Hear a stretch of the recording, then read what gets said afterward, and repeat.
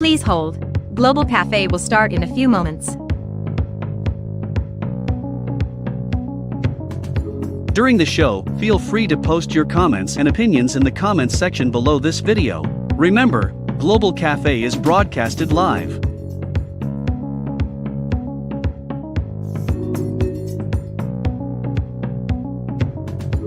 Please hold.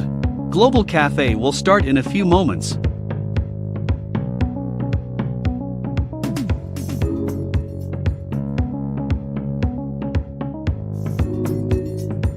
Global Cafe is brought to you by the Center for International Studies and Programs at the University of Toledo. Remember to follow us on Facebook and Instagram.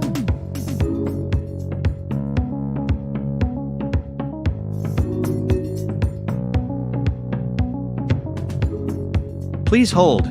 Global Cafe will start in a few moments.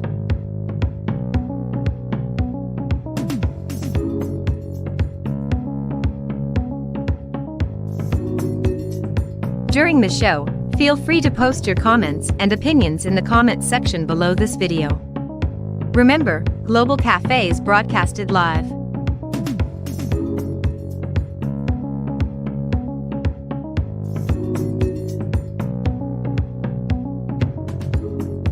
Global Cafe is brought to you by the Center for International Studies and Programs at the University of Toledo. Remember to follow us on Facebook and Instagram.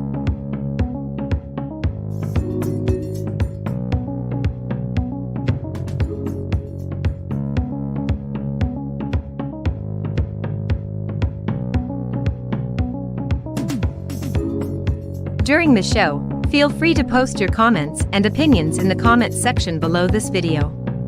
Remember, Global Cafe is broadcasted live.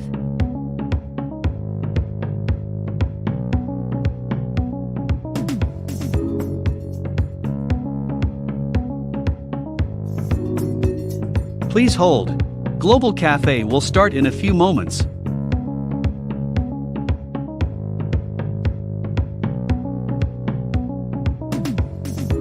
Global Cafe is brought to you by the Center for International Studies and Programs at the University of Toledo. Remember to follow us on Facebook and Instagram.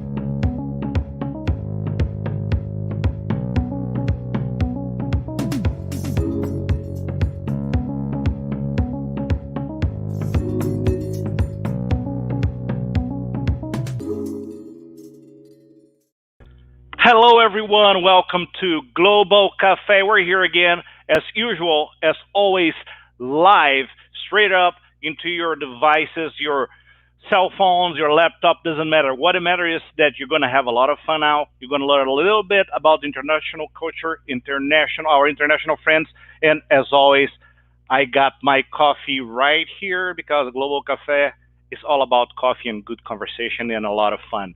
And I'd like to now start by calling our hosts, Sarah Scheller and Eileen Mendoza. Woo! Hello, everyone. How are you guys? How are you Doing today? good. I'm really excited to hear about some international students and their career paths. So this will be fun. Yes, well, what is the topic of the show today? What's the name of what's happening today here? The title is Success, International Students Who Have Made It. So Yes. We just want to highlight some students that have been doing well in their paths. And who's here in the show with us? Who are our guests for today? So go ahead. We have Samantha from Sri Lanka. Hey. Hey. We have Chand from Pakistan. Hello. Hello, Chan. Hi. And we have Davon from the US, and he actually works also in career services. So Hello. thank you for joining Professional us. devices. That's Yes. amazing. Yes, we are so excited to have everyone here tonight. So before we get started, welcome to Global Cafe, everyone. Cheers. Cheers. It's okay, Davon. I'm like the non-coffee drinker. Like, what do I have? A highlighter. Yay. You can do a virtual cup. I mean, we're very virtual these days. Yes. It's One of imaginary the cup. many plants that I have. Oh, that's cute. That works too. Just choose the plant. So how are you guys today? Are you guys excited to talk about your paths and stuff? Yeah. Oh, for sure. Yeah, that's good. Yeah, I think this is especially good for international students who are graduating to kind of hear students who have come before them and really gotten some good careers. So I think this will be really helpful. But we also want to hear your fun stories. There's always challenges when getting into different careers. And Davlon is here to kind of help, chime in with anything that might also be helpful when looking for your dream job. So I'm really excited. So who wants to get started just kind of telling us a little bit about your journey at UT and kind of what led you to where you are now? I can start. Yeah. So I'm Vimanta. I'm from Sri Lanka. So I came to the US in 2016, and I started in 2016 fall. I studied chemical engineering. Engineering students at UT, we have 3 mandatory co-ops. So I was always focused on finding good co-ops from the beginning, and there's a competition and everything. And especially being an international student, it's really difficult to find a really good co-op. To go through so many hurdles and things like that. But I started doing research in my freshman year, and so I wanted to build some technical skills going into interviews and things like that.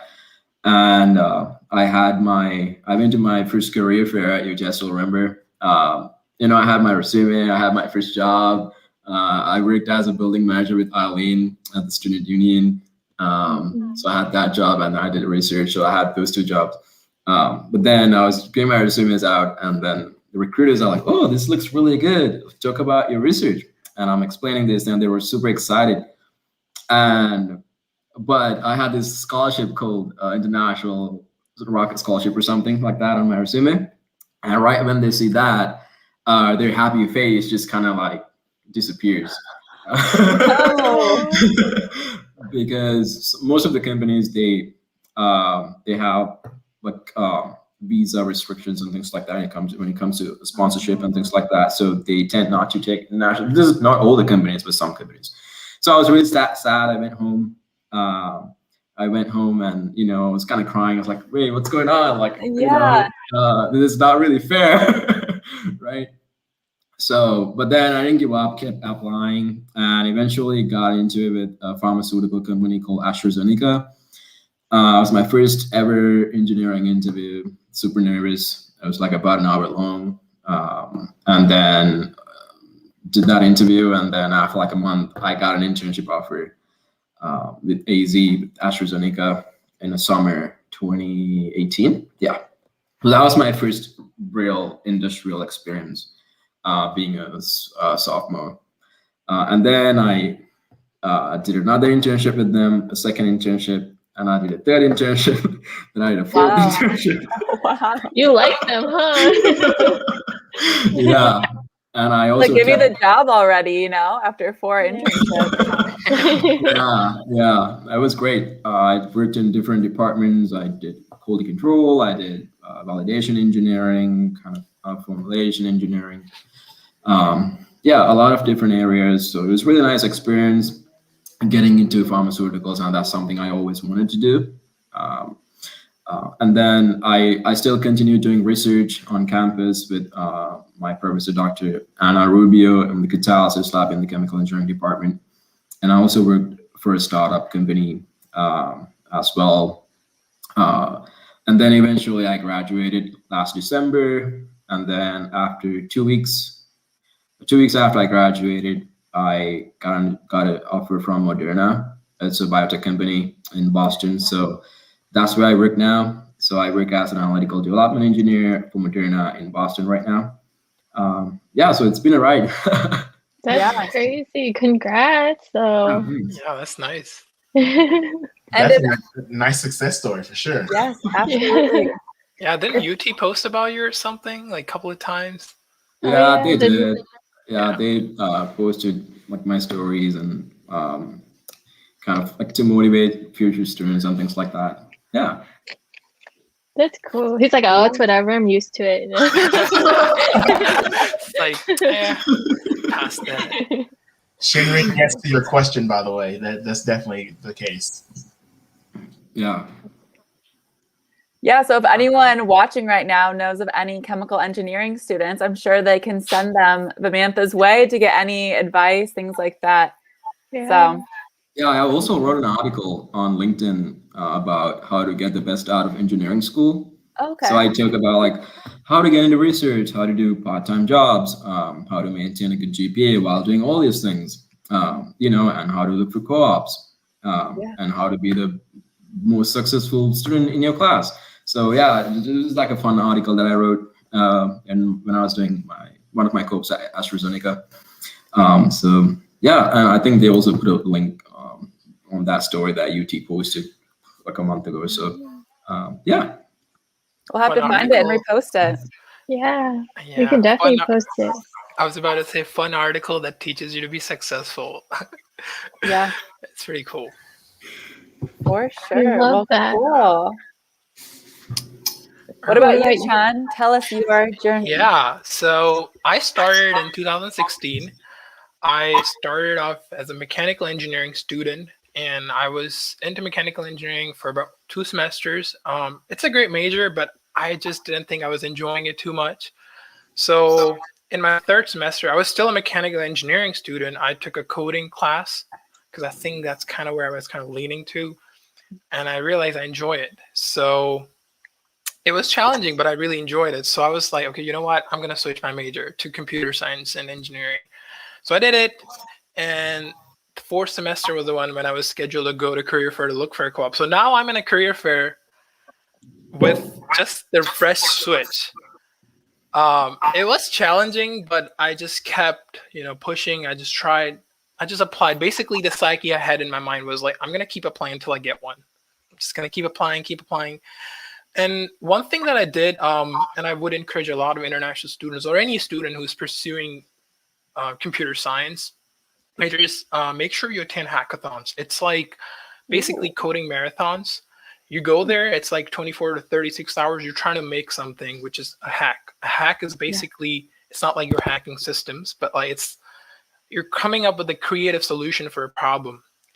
And they're really cool. You're not just making stuff there. They have workshops, they have yoga workshops. They have a lot of free giveaways. That's cool. And anyone can go. You don't have to be a computer science major. Yeah, anyone can go. They have competitions even for video game people. You can if you win some Nintendo. Where are they? Where were the ones that you attended? I attended a couple. I attended one at University of Michigan, which is one of the biggest in the world, or US at least. I attended Revolution UC, it's the name. It was at University of Cincinnati, and that's the one I actually won as well in my category of hacks. Wow. Yeah, it was cool. Nice. So definitely do hackathons, because that's what I did. Because when I was in the career fair, that's what I talked about. I was like, oh yeah, I mean, everyone is doing class projects, right? What are you doing different? Mm-hmm. So that's what I talked about. And I will get to this. I also came to a recruiter. While I was interning with my company, I had the opportunity to come as a recruiter to UT to recruit more interns. Yeah. So that's one of the things my manager said as well. See if they're doing any projects outside of school. Because that shows you're really driven and you're interested in your field. Right. And you're not just there to be in the class and just get over with it. I mean, I get it. Some people have, other commitments as well, but that's really one way to show you're really driven in this field, this particular field. So I tried in that semester and I end up getting 2 offers, thankfully. Ooh. Yep. Nice. Yep. And then actually, hold on. I think my laptop is dying. Sorry. This is a really weird one. But I have to do this. No, you're fine. So it sounds like we have 2 of UT's brightest international students on our podcast. It sounds like you both have really interesting journeys. So I'm so glad to be able to hear about it. Devlin looks like a proud dad, just like Yes, he listening, does. like. Okay, does. sorry about that. Talking about all the accomplishments, forgot to charge my laptop. Anyway, so I was done with that. That was the first internship I did was in Ann Arbor.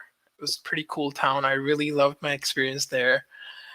And once I got done with that, then the second company I interned, it's in Perrysburg. That's the one I'm actually working with right now. I got a co-op. So I just kept working with them. Like I did first one in Ann Arbor, and then I did like 5 more co-ops with this current company that I'm working. So overall, I had 6, and I know any international student who's wondering how can you do 6 co-op because you're only allowed to do 364 days.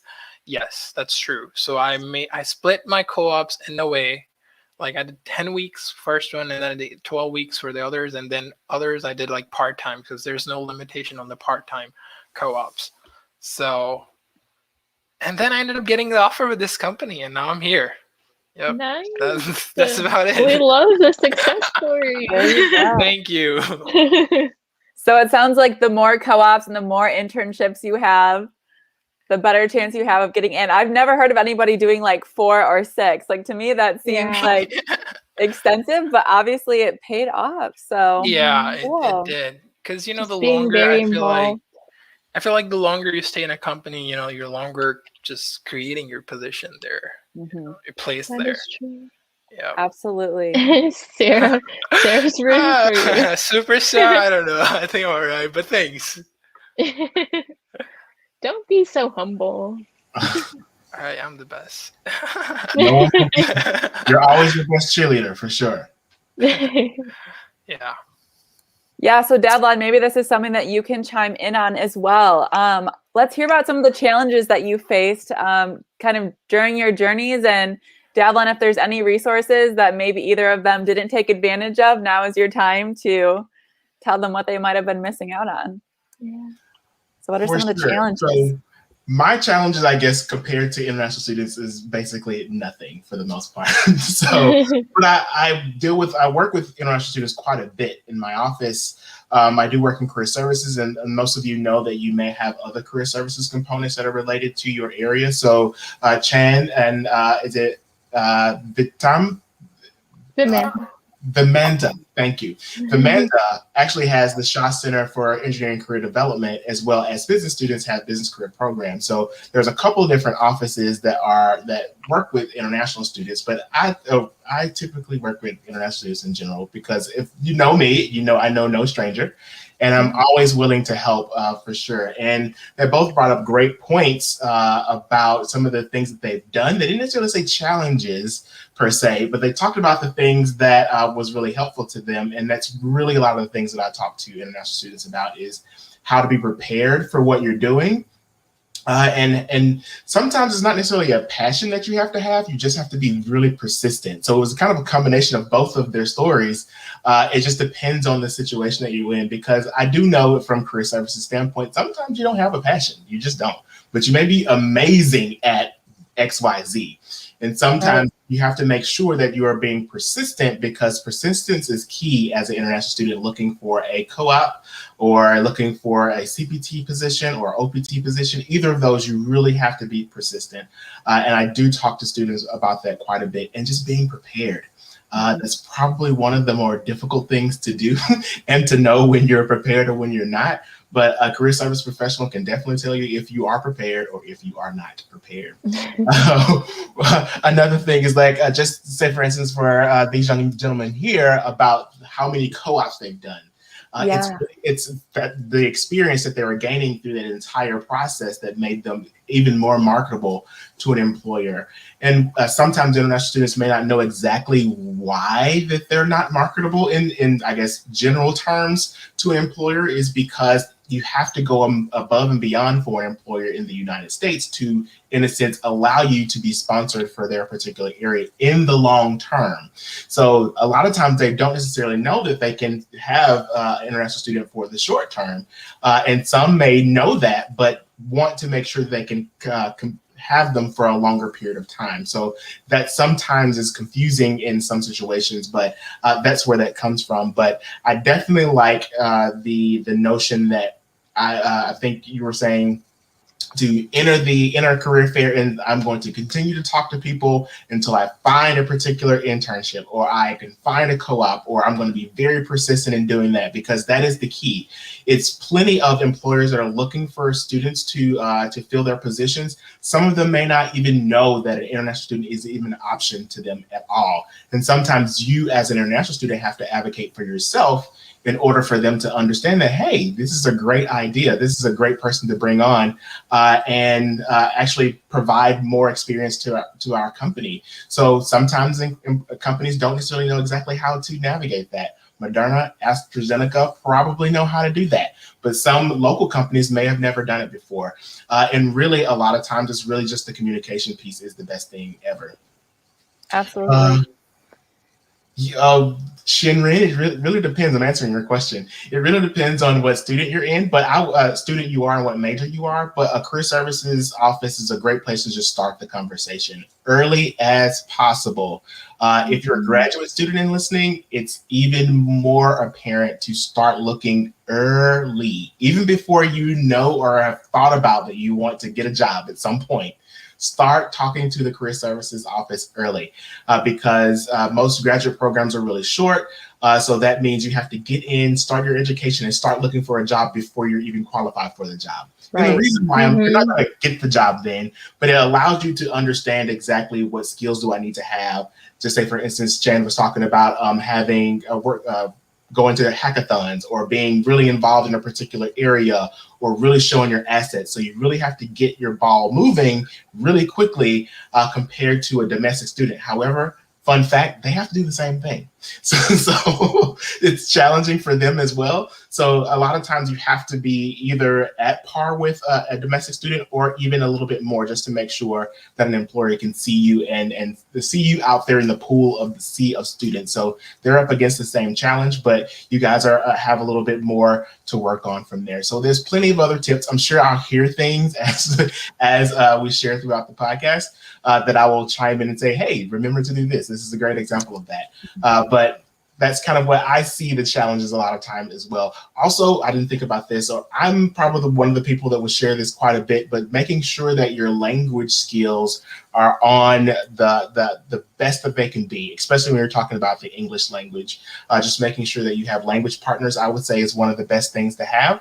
And understanding how to make sure that you are communicating clearly to an employer. A lot of times we do hear from employers is that we may not be able to communicate with this particular person. They may be an amazing candidate, but can I understand exactly how to communicate with them? So accents are accents. Everyone has them. I'm not originally from Ohio. I'm from Mississippi, so I have an accent. I'm gonna have a Southern accent. So accents are fine. We have them in our country, but just remember that you need to be able to be very clear and an employer can understand exactly how to communicate with you. Yeah, that was all so great. Thank you so much, Davon. I would like to expand a little. Yeah, of course. Go for it. On what just Davon said. Like there's something, like interview preparation. And I don't know if people believe in that, but I do. Like there could be a technical part to it or behavioral part. I feel like regardless of what interview you think you're going to have, you should prepare. I did it. I always try to do mock interviews with my co-op director. And that really helped. They have a whole layout, and there's I think a resource. It's called Big Interview. It teaches you how to kind of answer at least the behavioral questions. I use that, and I don't think a lot of students know that, but I think those things are helpful. They really kind of help you structure your answer before you. I mean, yeah, you're not going to know the exact questions, but it gives you what kind of questions might come, or even if it's completely different, you'll have some structured thought in your head to speak, in the interview. Yeah. Or even improvise. Sure. Yeah. Also, asking other administrators and stuff to kind of try and help you, because I mean they do interviews a lot. I think that's one of the biggest things that helped me is I asked other people just to see their input, see what questions they've heard or they've asked other employers, and just using your resources. Yeah. Glassdoor. I mean, I always have gone through it, and I think it has helped me. I get a good idea. Okay, these are the questions kind of I'm expecting in the interview. I totally agree. with all of those points. It doesn't have to be just the career services office. It doesn't have to be a mentor. It could be Big Interview as well. We use that's a platform that we actually pay for students to utilize. Actually, the College of Engineering has started to use it in their professional development courses, so that's always good. But that practice is paramount when it comes to being confident in an interview and articulating your skills. So definitely practice is amazing. And it could be, just say for instance, if you're co-oping or you're in an internship right now, talk to your current employer or the current co-op director or whoever you have that you're working with would be a great place for you to start that process. Absolutely. Yeah.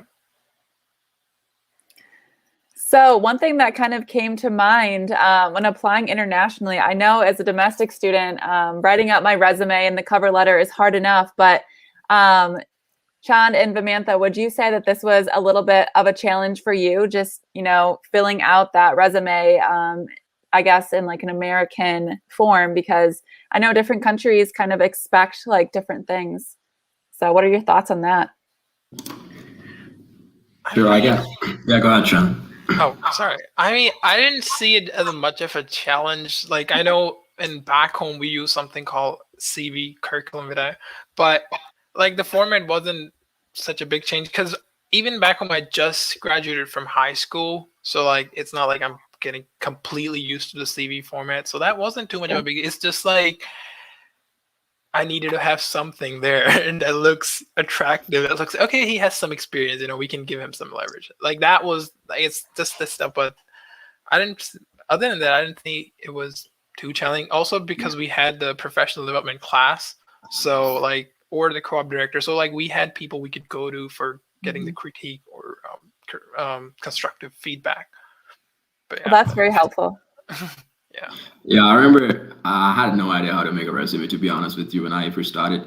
So I remember when I applied for my part-time job at the student union, my resume was 2 pages long, and I just started school. And I was like, what's in there? I don't even know. I just wrote something in there. I had my GPA, some classes I took. Because sometimes, like freshmen, they wonder, hey, I just started. I don't really have anything to put on my resume. So I just added things that I, like, some classes I took, some projects that I was working on, things like that. And then I took the professional development class, and that kind of helped me to like, okay, it shouldn't be 2 pages long. You're just getting started, right? You probably had to already sit down. So yeah, that helped me. And then eventually, when I started adding all this internship experience one by one, then my formatting got better, and I eventually converted to a LaTeX resume. It's just another. Typically, people use Word to write a resume, but you can use LaTeX. That's a programming language. In my opinion, it looks better and clearer when someone sees a LaTeX resume. So that's what I have now. But yeah, it was. If I see my very first resume and my resume right now, it's a big difference. I feel like I don't know who this guy was 4 years ago. I think we can always improve our resume like within 4 or 5 minutes. I always feel this. I'm like, oh wait, I think I can add this now. I don't know. So I'll add to that. By the way, fellas, you can always reach out to the career services office and we can help you again as well. So you always have the opportunity to reach out to the career services components, no matter if you're a current student or graduate or alumni, what have you. 17 years from now, you still have the access to do that. So you always have that. Xinren, your resume should in general be 1 page. It can be more depending on how much experience that you have. Relevant experience that you have. Let's say that is probably a better thing to say, and go from there. But always check with your career services office, and they'll be able to tell you whether it's like 2 pages is great or 2 pages is no. So it really depends on the particular area. The best way to compress that is usually associated with the position that you're applying for. It's hard to customize your resume for a particular. Just customize your resume unless you have a place that you're actually applying to.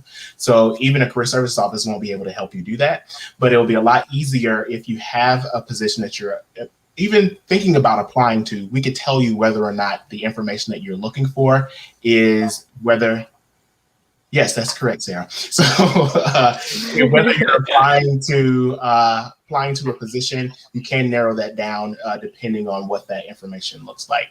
But I did want to bring up a good point is that to build your resume, you can doing a lot of things or being a part of clubs, organizations, part-time jobs. I think, I don't remember who mentioned that, but using a part-time job is also a way to do that, to build those skills that you're looking for. It does not always have to be a job. Clubs and organizations are a great way to do that as well. The one thing I would mention for you to do is to do your resume when you have no experience. So when you first get to campus, have the Career Services Office look at your resume. And you're like, why does this make any sense? Like, that doesn't make any sense. I'm not applying to anything. But really, it's the conversation that you will have with the Career Services Office, because they will tell you exactly what you need to have on your resume for your particular area, as well as how to find clubs, organizations, part-time jobs, things of that nature that could be beneficial to you as you move throughout your college career. And always think, as you work, as you are involved in your clubs and organizations, how are you contributing to the organization? Okay, that's always a key thing to think about, because if you're not contributing, that means you really don't have a whole bunch of credible skills that you're pulling from that particular organization. So think about that. So if you know that I put on this new event that was able to, I don't know, raise money for a particular charity, that's great. And that's probably what you want to be doing, minus I'm on the organization and I'm a member. Mm-hmm. Mm-hmm. There's Yeah. no skills there. So think about how you are contributing to the organization, as well as how you can articulate that to an employer in the future. So always think of it from that perspective, and it'll be a lot easier to write your bullet points for your experience when you contributed in a way. Yeah, no, seriously, I've been to career services in graduate school alone, and it's only 2 years. Like, I graduate like next week, and I've been there like 5 times. Like, I keep going back because I'm like, okay, I need to figure out if this even looks good. Like, I need to follow up. Like, I have to add all of this stuff, and they really help you. Like, they really, really like sit you down and like tell you like, oh, you should compress the words. I know. Yeah, but yes, it is a journey. It really is a journey. I think a lot of people assume that it's kind of like a one-stop thing. Like, I'm just going to go in and I'm going to get everything together and then it's done. No, it takes a while. It takes a lot of follow-up and more information and so on. Yeah, I want to talk about part-time jobs a little bit more, especially like and if you're in STEM majors, people don't really focus on these things, but I think it's extremely important to work part-time while you're studying. The reason I say that is, for me, I worked as a tutor in the library. I worked as a building manager in the student union, and these jobs really helped me to improve my communication skills, collaborative skills and things like that. And these skills, they may look irrelevant right now, like when you're a freshman or a sophomore, but when you go to the industry, when you go to a first co-op, second co-op, they're super important. Like, you could have like a 4.0 GPA, but if you don't know how to collaborate, right? If you don't know how to listen to someone and, work in a team and things like that, you're not going to survive, because when you join a company, you don't get things by yourself, right? You don't get things done by yourself. You always have to collaborate with some team. So they're really important. And a lot of students, they don't really focus on these things until they get to their senior year. Then you get to work with a group project or like a senior design project. But if you start that from the beginning, when you're a freshman, and you keep doing that for 4 years, or at least 3 years, 2 years, they slowly embed those skills into you. And it really comes in handy when you go to interviews, when you go to the industry, because when they ask you these behavioral interview questions, you have all these answers from your part-time job. Tell me about a time that you collaborated with a team. Now you have so many answers to tell them. So that, I think, it's really important. And then also, if you're in STEM, I joined a research program when I was a freshman, and most of my classmates, they're like, hey, you just joined. How do you have the knowledge to do research? You just started. right? So in my head, I also like, yeah, that's kind of true. Like, I don't know how to work with this PhD master's student. I'm just a freshman, right? But then UT has a program actually. If you're a freshman, you can apply for a research program, and if you have write a proposal, and if you get in, they actually pay you for the whole summer to do research. You get a grant for the whole summer. And in my head, hey, they have that program, and if they think freshmen are not capable of doing research and doing something like, they wouldn't have that program, right? So don't let that like intimidate you that you're a freshman. Oh, I can't work with PhD students. I can't work with master's students, right? Just get in there. It's called, I can't remember the exact, I think it starts with FYSER or something like that. But if you look it up, you'll be able to find it. So that really helped me. And the nice thing about working with grad students is, they have more experience than your freshman classmates, right? And they have more knowledge. And when you work with them for a long time, you're thinking, the way you look at and solve problems, they really change. They really affect you. And it's just your thinking process, it really improves a lot. And you get to meet nice friends and really think ahead, talk about their experience and things like that. So it's really important. And then the really nice thing about starting research so early, to publish a paper, if you do research, to publish a paper, it might take 1 year, 2 years, 3 years, even 4 years. So if you start as a freshman, you have 4 years to go, right? So you might even be able to publish a couple papers when you graduate. So that would be really nice. So that's what I did. So I had my behavioral skills, or like my soft skills, from my part-time jobs, and my technical skills from my research work. So if you can do both, that is, I think, you're getting the best out of what's available to you, and you're using all of your resources. Yes. That program can be found on the undergraduate research page. So if you search for undergraduate research on the UToledo website, you'll be able to find that information. All right, to answer Sharif's question, just making sure that you're looking at the job post and finding the keywords that the employer is looking for for their particular candidacy. So just be very careful about looking at that information and also utilizing those keywords. So transferable skills, all the things that that an employer is looking for, that's teamwork, that's working individually possibly, that if it's programming, those different languages, all kinds of things that employers are asking you to be able to do is what you'll be looking at in order for you to customize your resume to do that. This can be tricky and difficult your first time. So always come to the Career Services Office. I'm going to say it a million times. To the Career Services Office to help you do that. But when you're using cover letters, you'll still be using the same information, and those clubs, organizations, your hobbies, things that align with what they're looking for. That's what you'll be utilizing in order to write a specific message on a cover letter specifically to the company about your specific skills that will be most beneficial and will set you apart from other people who are writing cover letters. Because if you're just writing a cover letter, just general letter, employers don't care about that. They don't want to see that. That's wasting. They've seen it before. And you're wasting their time. So they don't want to look at that. If you specifically write a cover letter that talks about their position, their company, what are your goals, your hobbies, your things that align with what their mission and goals are, then that's amazing. And that customization piece is very, very important. So if you don't know how to do that and you've never done it before, you definitely need to come by the Career Services Office, because it's an involved process. I can't tell you exactly how to do it this easily or quickly, but you can definitely do it. It makes it a lot easier to apply for positions. Actually, it gives you a better leg up for applicant tracking systems where most employers actually pull applications through. It actually will give you a better score on those applicant tracking systems when you've done the work to do the customization piece. Yeah, cover letters is kind of, I'm sorry. No, go ahead.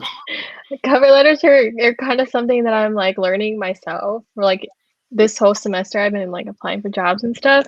But I also didn't realize I did realize, but like how important it is not only to look good on paper, but also like how you present yourself at an interview, because I could look good on paper all day, but I could be like super, super nervous and my body language would be super off. Like, I don't know. That's something I I struggle with because I'm not the best at interviews, but I'm working on it. But like just like showing your true self, like the best advice I got for an interview is that just to be yourself, because they're hiring you. Like they're hiring you, and if they don't like you, then you don't want to be at the company anyways. So Don't forget to smile. yeah. Yeah, and always practice. I practice a lot. When I have an interview, I do the big interview prep. It's really nice. It's a really nice tool. And then I always like research. Okay, well, let's go on Glassdoor and see what type of questions they ask. The previous candidates they interviewed. And then, especially my Moderna interview, it was extremely difficult. It was 4 hours long. I had like 3 interviews with like 10 plus scientists from like Harvard and MIT. So I was like, oh my God, what's going on here? I'm from Toledo, okay? Just give me a second. But I prepared well and it went well. So always practice. And also if you're looking for a co-op or a full-time job, use LinkedIn. And it's a really powerful tool. And you can connect with, if you have a dream company, you can connect with recruiters from that company and then just send them a message. Hey, I'm really interested in your company and this job. Here's my resume. Do you think I'll be a good fit? And sometimes they won't reply, but don't let that turn you down. But it's just keep doing it. And then if they say no, then ask them for feedback. They're like, hey, what do you think is hindering me from getting that job, right? And then work on that skill. Try to improve, whatever they need. And then like I probably message like 50 recruiters from companies, and probably like 15 replied. But it's a really powerful tool. And when you keep your LinkedIn up to date, and whenever you do something, or like if you go to a research conference, or if you do a co-op, or you win some award, post it on LinkedIn, share it, share your accomplishments, let people know, hey, I'm here struggling, I'm trying to find something, let them know that you're struggling, and let them know about your accomplishments, and use that. It's a really powerful tool to like find jobs and just let everybody know like what you're working on and things like that. Like instead of Facebook, just be famous on LinkedIn. That's actually good. Yeah. I think a good point that you like brought up is that asking for like feedback. So, because even in like an interview, if you get rejected for a job, it's good to ask for feedback so that you can improve for the next interview. Yeah. I would kind of like expand on the technical interviews. I feel like there's this unspoken, or not even unspoken, just fear of technical interviews in STEM. And one thing I have realized is like, if you don't know the answer to a question, ask at the end, like, hey, what was the answer to this question? I do that. Like, I genuinely do that because I want to learn about that question or topic. And one thing that you should do if you know the answer, like there are certain questions that have like straight answers, but there are certain questions in technical interviews that the interviewer wants to see your thought process. So even if you can just do it in your head really quickly, don't just give the answer, give them whole thought procedure, how you thought about it, how you reached to that answer. I've done that, like in my head, I already know the answer, but I've like just broken it down how I actually got to the answer to show the thought and critical thinking behind the question and the answer, I mean. But yeah. Yeah, that's great advice. And one thing, I actually watched this in YouTube video, people, when they go through these interviews, they take them, oh, I didn't make it through. This YouTuber, he made this point, you should see it as like an experience. The more interviews you do, the more experience you get. Some people actually, and this happens a lot in tech world, some people pay for mock interviews. Wow. Yeah, they pay for mock interviews. So people are like, yeah, I'm going to pay for this mock interview because, I need to be really good, just good before the interview. So if you're getting an interview with a real company and you get rejected, that's actually some free experience just for free you got. That is such a good way to think about it. Different way. When I watched the video, I was like, oh my God, this really changed my wiring to see Yeah, this because whole it can interview be so game. disappointing and discouraging, but I Yeah. love that. Yeah, you Yeah. just got a free opportunity, so Yeah. a learning Yeah. experience. Yeah. I want to get back off on that. Definitely talking about the discouragement piece. I see that quite a bit with international students, is that automatically starting off at a discouraged or apprehensive kind of mode when you're thinking about looking for positions. Career fairs is one of the places that it happens quite a bit because a lot of the employers may or may not necessarily are looking for international students. Like, well, is no one here for me? It's not really about that. And a lot of times it's really about learning how to use the career fair in a sense to, you have, especially in engineering, there's somewhere between 100 and 150 employers that are sitting right there for free for you to practice talking to them, letting them know who you are, talking to them about international students or what have you, talking to them about what you're passionate about, what you're focusing on, so on and so forth. So it may be that maybe no one in the room is looking for you today, but a connection may end up happening in that process of you working and talking to employers the entire time. So please do not get discouraged. It's probably one of the things I would say, wow, I think that's most of the time that's what I'm talking about. Just don't get discouraged. Keep going. Don't stop. Just try your best, because you just never know exactly what door will open for you. Just being persistent and making sure you're asking those questions. And what you were saying a little bit earlier, Chand, is about reaching out about position. No, maybe it wasn't you. I think it was Vimanta. Is that you reaching out for positions, or if I'm going to be good for a particular position, you can do the same thing for mock interviews. So if I want to apply for a position that you have, could you possibly talk to me through a interview process, or help me with a mock interview? That helps tremendously as well, especially if you're reaching out to people that you know that are active on LinkedIn. If you're looking for someone who's posting things and writing in the groups and things that you're involved with, more than likely they're going to be more apt to respond to you.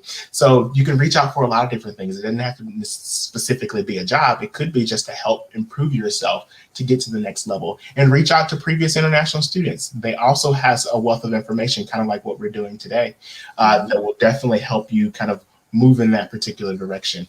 There was a question. I don't remember what the question was, though. That was out there. How do you guys there you go. Good deal. I say the easiest trick is to just be yourself. Most employers are just looking to talk to you. So be yourself. I would like to add to that. So once you're done introducing yourself, I watched this in a YouTube video. It'd be like, okay, if you have anything more, I'll be happy to answer. Like that just gives a smooth pause. Like, you just, okay, it gives the interviewer the sign that, okay, he just done, and now I can proceed. Like there's no awkward pause once you actually make it clear from your end by saying, okay, that was just a little bit about me. If you have more questions for me, I'll be happy to answer. Like something along those lines.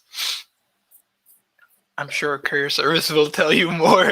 Yeah, you can also ask a question at the end as well. Yeah. So you can ask tell me about you. You can tell them about you, and you can say, well, why did you choose to work for this company? Why should I apply for a position at this company? You can ask them a question to kind of let them know when to move on to the next level.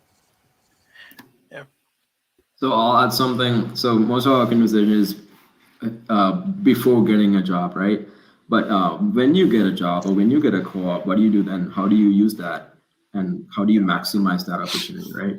So one thing I did when I did my co-ops at AstraZeneca, I started, so let's say I'm in there's 10 departments in the company, I'm in one department and I work with that one department, right? So I'm mostly interacting with people from that one department. But I want to learn about all the 10 departments, not just the one department, right? And how do you do that? And one thing I did, I reached out to my manager, hey, I don't want to be stuck to this, this area. I want to learn about other areas as well. So who do I talk to? Can you recommend me people and, connect me with someone? And they were really happy. Hey, people don't really do that. People don't really ask for more work. They just do their work and they just go home, right? So I started setting up meetings with people from all across, all the departments, and it was great. I met a lot of people, and I talked to a lot of different people, and it was just like a friendly meeting, just to get to know them, the kind of projects that they're working on, things like that. And in fact, I think it was my third co-op. One of these managers was engineers. I had the meeting with. He ended up interviewing me for my my third rotation. So at that point, I already know them. It was like a friendly interview. It didn't even feel like an interview anymore. It was just a friendly conversation. So it really helped me to, learn about get the full picture and learn about all the different things going on within the company. So like when you get that one co-op, the co-op that you dreamed of, you work so hard for, and try to get the best from it. Like when you, I used to think about it like this. Like when you're studying for an exam, you don't just study for like 4 hours and I'm done, right? You study until you get it right. You study until you have all the materials down. So do the same thing in your co-op. Like don't just work for 8 hours and go home. When you in that system, when there's that company, use all of their resources, try to get the best out of it, and they will see that, and they will notice that, oh, this person is trying to get the best from you. So that looks really good on you. So that's something I did. Yeah, I love how both of your stories are like about persistence and just like keep trying. Like I really like that. Really good advice from both of you. Yeah. Thanks. Yeah, I hope every international student out there is watching or eventually sees this, because all three of these guests have been super informative and super helpful. I've learned quite a few things too about Toledo services I didn't know before. So I'll definitely be using those as a grad student. But yeah, this was great. Does anyone have any last minute comments or thoughts or last minute suggestions? Just wanted to say thank you. I mean, this was great. Thank you for having us here. Thank you for joining us. Yes, all of you. All right. Well, thank you so much, everyone who is out there watching us. And thank you to all of our guests. This was a great last podcast of the semester, and we will be back in the fall ready to go. So thank you all again. Thank you.